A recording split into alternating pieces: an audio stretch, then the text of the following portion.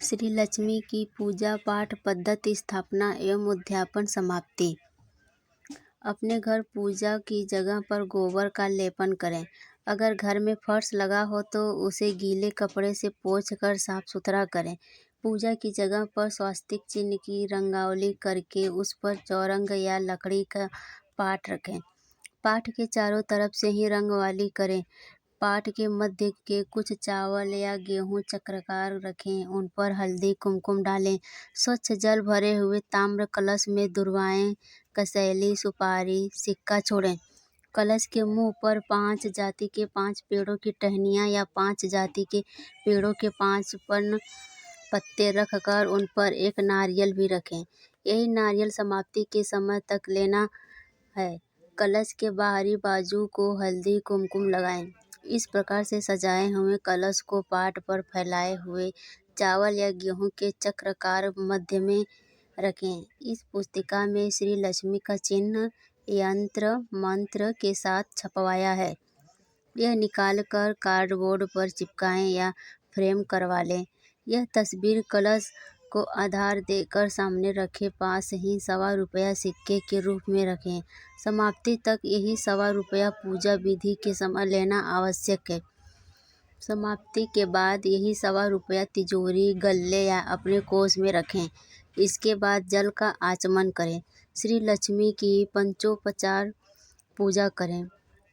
स्नान, हल्दी कुमकुम लगाकर फूल चढ़ाना, धूप दीप अगरबत्ती लगाकर प्रणाम करना, नैवेद्य अर्पण करना, यह है पंचोपचार पूजा।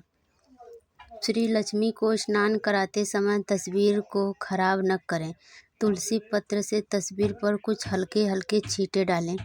प्रसाद के तौर पर केले या अन्य फल रखें।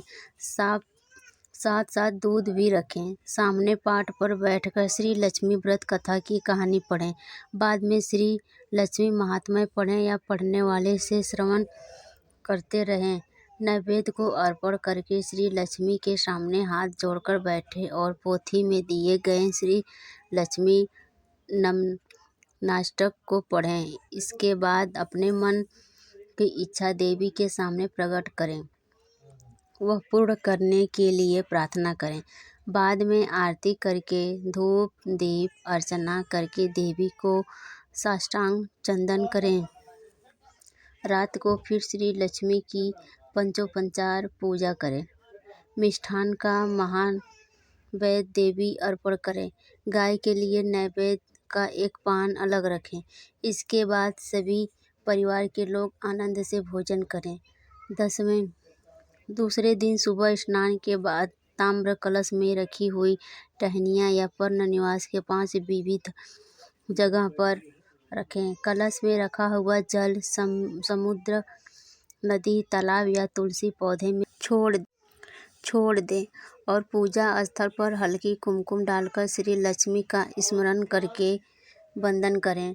टहनियाँ निर्माल्य में रखें।